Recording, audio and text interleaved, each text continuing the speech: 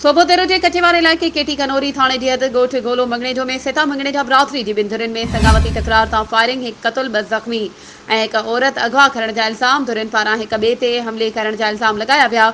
हमले के नतीजे में 18 साल नौजवान आसिफ भेलार वेठल गोठ वडा भेलार जो रहवासी गोलियों लगन सबब कतल थी वियो ऐं सोबत अली वल्द अली गुल मंगनेजो गोली लगन सबब जख्मी थी पियो जडे त एक औरत जरीना मंगनेजो मवेना तो अगवा थी वई आहे। बे तरफ़ इल्जाम आयल यूसी भोंभटपुर के अगुणे चेयरमैन वडेरो इमदाद हुसैन सेतो डॉक्टर गुलाम नबी शानवाज सेतो प्रेस कॉन्फ्रेंस कंदे चयो त नारी बख्तावर धी वली मोहम्मद मंगनेजो वारन सां कंहिं बि क़िस्म जो तालुक नाहे। मुंहिंजा हारी मुंहिंजी ज़मीन ते कणक जी वल ते थ्रेशर हणाए रहिया हुआ त मुंहिंजे सियासी मुखालफ़नि जे चोट ते मुंहिंजे हारियुनि मथां फायरिंग कई। ट्रैक्टर ऐं थ्रेशर ते पिणु गोलियूं वसायूं। हमले में मुंहिंजो हारी ज़ुबैर वल्द नज़ीर हुसैन सेतो गोली लगन सबब ज़ख्मी थियो आहे।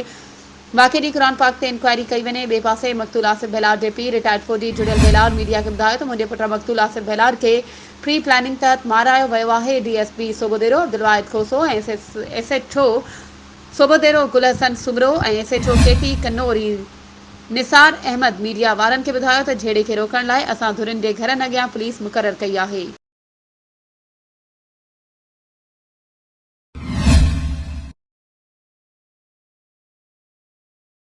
वधीक ख़बरुनि ऐं अपडेट्स जे लाइ असांजे चैनल खे सब्सक्राइब कयो ऐं हा बेल आइकन खे प्रेस करणु न विसारिजो त जीअं असांजी हर नई अचण वारी वीडियो तव्हां ताईं पहुची